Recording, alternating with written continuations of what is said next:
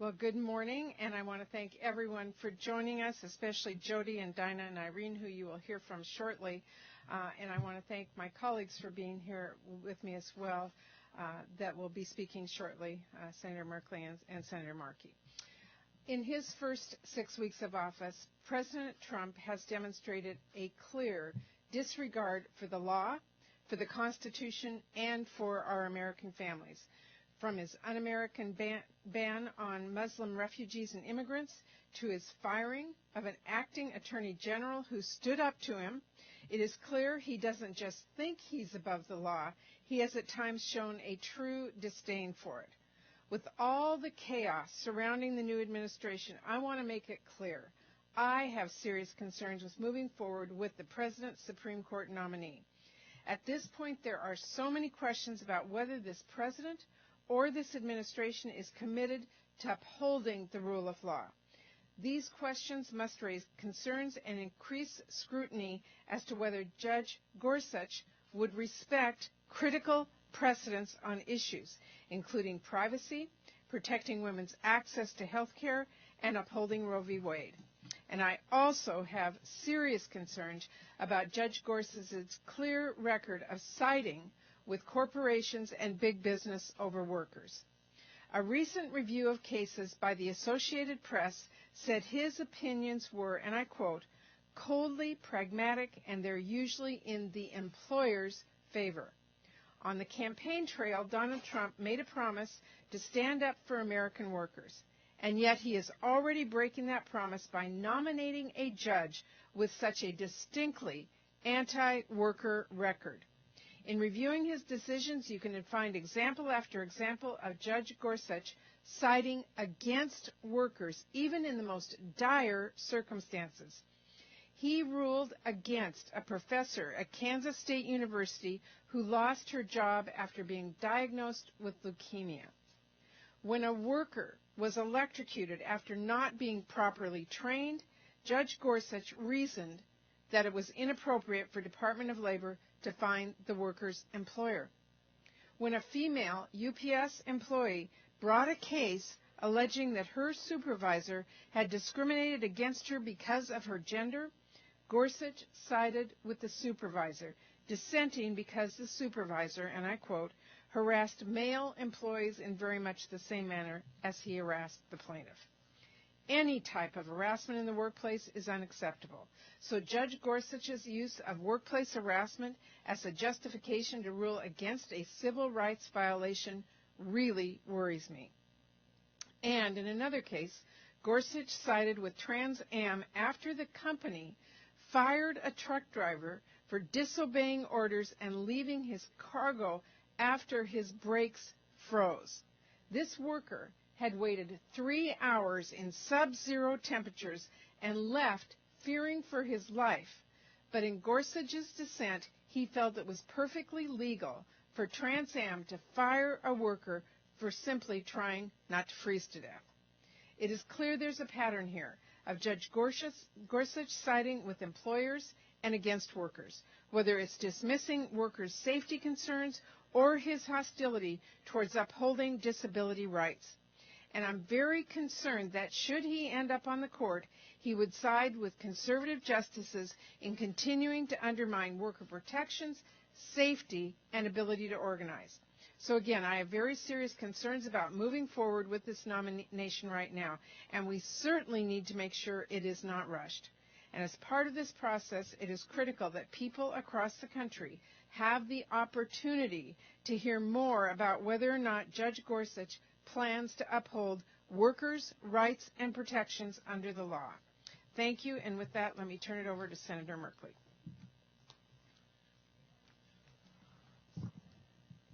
Thank you very much, Senator Murray, and I'm pleased to be here with my Senate colleagues and with these champions of workers' rights. Let me be very clear. Donald Trump and his Republican friends are stealing a Supreme Court nomination. This precedent, this theft, casts a cloud of illegitimacy over this nominee and the nomination process that will damage the integrity of the Supreme Court for decades to come. And now, Donald Trump and his Republican friends want to fill that stolen seat with an extreme, right-wing judge who will spend decades putting corporate special interests above the interests of workers. Judge Neil Gorsuch's record is clear. Between employees and employers, he sides with employers. Between caring for disabled workers or a company's bottom line, he sides with the company. When it comes to the safety of our workers versus a business, or the security of workers' retirement versus a business, Judge Gorsuch sides with the business. Judge Gorsuch's decisions stand our Constitution on its head, replacing we the people with we the powerful and privileged. Regular working Americans need a champion on the bench who believes in the founding philosophy of our nation, our of the people, by the people, and for the people, we the people Constitution. And they're not going to get that with Neil Gorsuch. Thank you, Senator Murray, for bringing us together, and I so much appreciate my colleagues and these champions standing up for our Constitution and standing up for the workers of the United States of America. And I'm delighted to hand this over to my colleague, Senator Markey. Thank you, Senator Merkley, and to Senator Murray. Thank you for your historically great leadership on these issues, and thank you to Jody and to Dinah and Irene for joining us here this morning. We need all of you out there fighting for our workers and for their rights. In the first 47 days of the Trump administration, we've been given a preview of coming attractions. One thing could not be more clear. The United States Supreme Court's role in defending the Constitution will be tested as never before.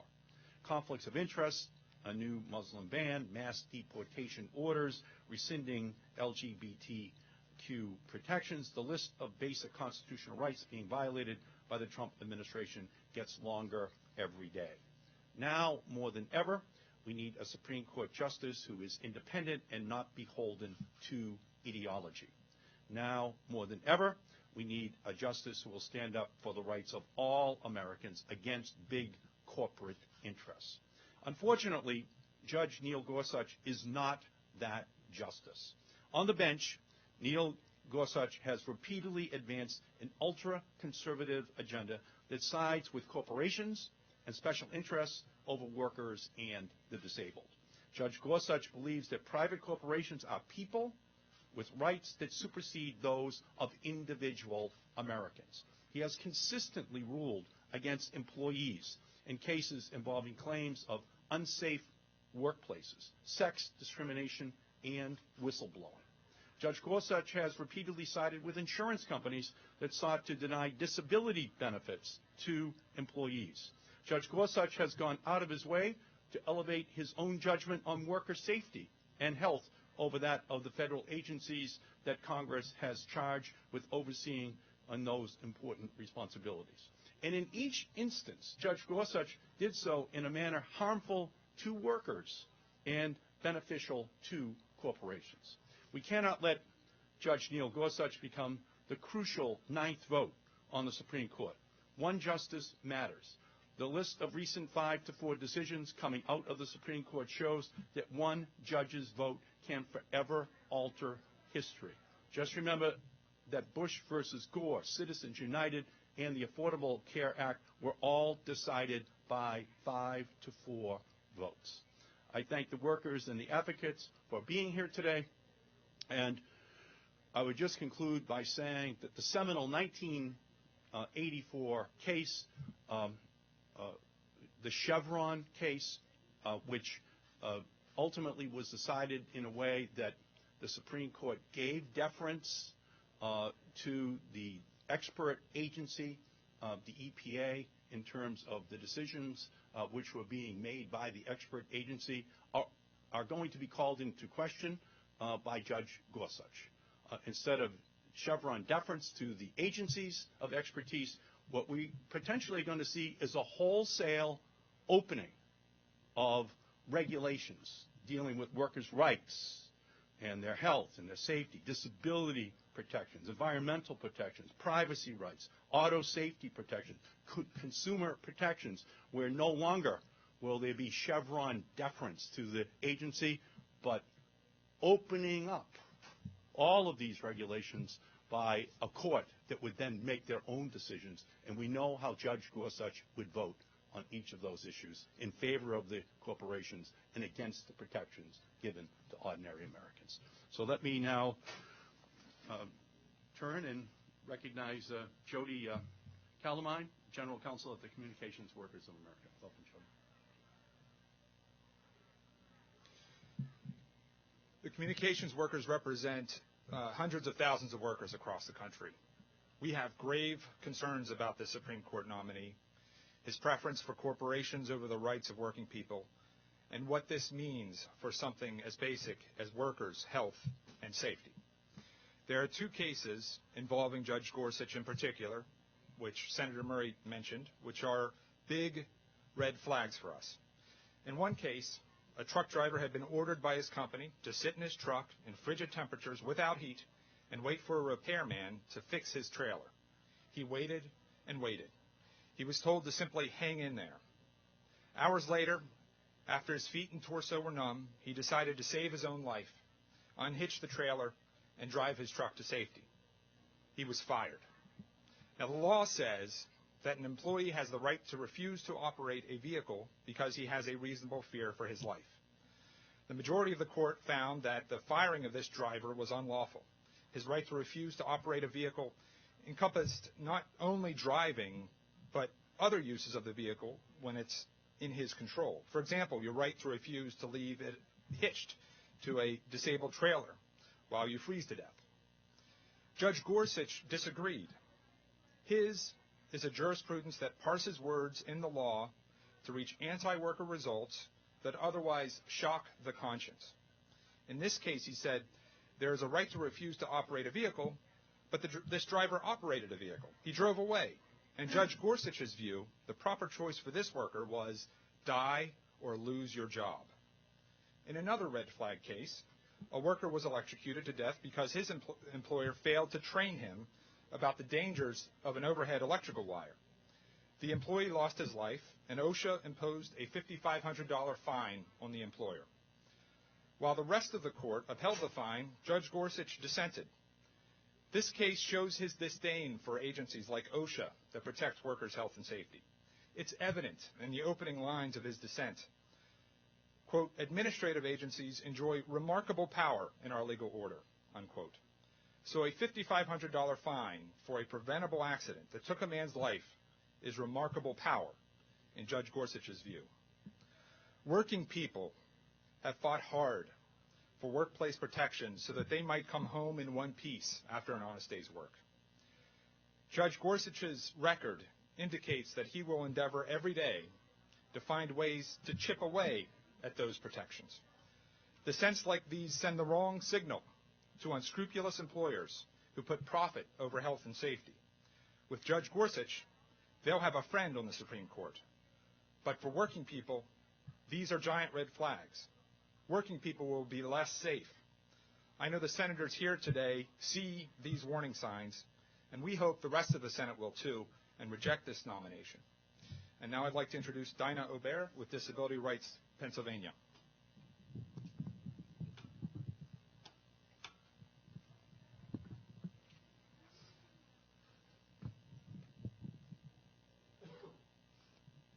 Thanks, Judy. Okay.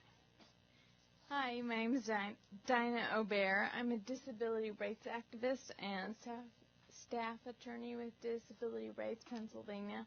And I'm here because I wanted to speak specifically on why having Judge Gorsuch on the Supreme Court is a concerning prospect for the disability community. His view of the Constitution is a matter of life and death for people with disabilities. In his own words, he has said, judges should strive to apply the law as it is, focusing backward. People with disabilities, like so many other diverse Americans, have only had our rights recognized under the law all too recently. 30 years ago, it was perfectly legal for employers to refuse to hire someone on the basis of disability, landlords to refuse us a place to live, and for public places to exclude us. When the Constitution was drafted, I and the rest of the 20% of Americans who have disabilities would not even have been afforded the most basic of human rights. Disability discrimination laws focus on the idea that an accommodation that works for one person may not work for another person. And so flexibility and individual analysis is essential to addressing disability discrimination. Gorsuch, however, takes an inflexible, bright-line approach. He's held that an employer did not have to modify its leave policy to accommodate an employee with cancer. He's held in favor of limiting what public schools are required to provide to disabled students.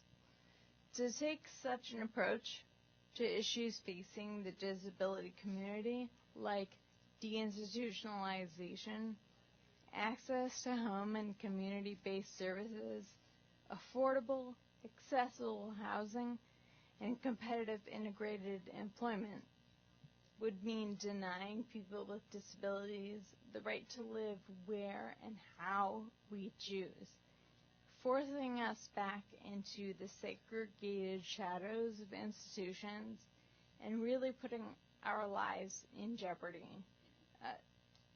So clearly what's at stake today is too high. This is a matter of life and death. Thank you, and I wanted to introduce Irene Booz.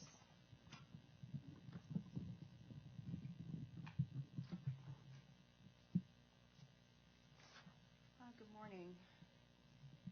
My name is Irene Booz. I'm a special educator paraprofessional in Baltimore City Schools.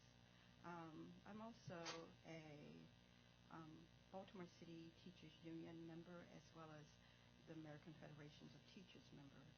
I am a mother of 4 children, one of whom is about to graduate from college. I'm also a grandmother of 3, and all my life I've worked very, very hard, played by the rules, and earned a living and with good benefits to support my family. As I work as a paraprofessional every day, working with disability children with autism, I see the need. I also understand what I am doing and what a joy it is that I play in that role every day. When I look at the nominee, Judge Gorsuch, I realize that he is not what the American people need, because he's not for the workers. I am a worker every day. You know, I stand for what the American people look like in that workforce. Judge Gorsuch is someone who is completely about the corporate people, and he is absolutely about against the workers and the employees. He has discriminated against. He has worked with people who have discriminated against the employees, and in most cases, this is just extremely very alarming. Another key point I would like to make is that there's a lot at stake here when it comes to the unions. It's about keeping our right to organize and the ability to make a living wage to support our families. We need to have that safe working environment, and we need to make sure that we keep affordable health insurance so that we can do so. Being a part of the union empowers workers. It empowers people to be able to improve their wages and benefits, as well as standing for worker safety. Unions are fundamental in rebuilding the middle class, and we are the union, and we are strong as the union. That's why I believe that Judge Gorsuch's anti-union, anti-workers record is so concerning with important workers' rights coming before the court. The threat to my family and me, this is real. We need a pro-worker judge who will stand with us. And with unions being strong, America's strong, workers need a justice on the court who will stand with them. And Neil Gorsuch is not that guy. Thank you. Well, again, thank you so much to Jody and Dinah and Irene, who are bringing the voices of regular, average people who have to live with decisions that this court could make down the road. So thank you all very much. Without any questions? Yes. Senator, thank you for having this. This week, 11 progressive groups sent a letter to Senate Democrats against that proposal. Democrats have failed to demonstrate a strong, unified resistance to this nominee. So, do you think that you and your colleagues are doing enough to get ready for this confirmation? As I have said, with all the chaos surrounding this new administration, I want to make it clear I have really serious concerns about moving forward with the nominee at this time. Many senators like myself are beginning to review his records, meet with him, and as we look at it, we're highlighting today some of the real concerns that we have found. So, do you feel prepared for 2 weeks from now? Well, he has to go through a hearing on the Judiciary Committee, and then senators will have to start making up their minds. But what my concern is that we let people know what the issues are that we're looking at, and today we're highlighting many of them facing workers in this country. And I would just point out again, this is a president who got elected saying to people that he was the president for workers. And I am seriously concerned that this Supreme Court nominee that he is now putting forward has consistently showed that he is on the side of employers, not our workers, directly in opposition to what President Trump campaigned on. Just one last thing. Do you think that activities, chaos at the White House is distracting from this and make it harder to put attention on this? I think there is a lot going on that makes it very hard to look at anything that they're doing. The Hide the Ball campaign is real. And this is a serious nomination that should take serious consideration, because this nominee would end up on this court for a very long time making decisions just like we heard about today.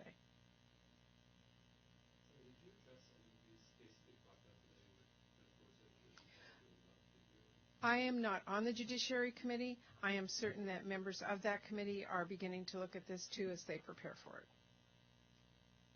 Thank you all very much for being here.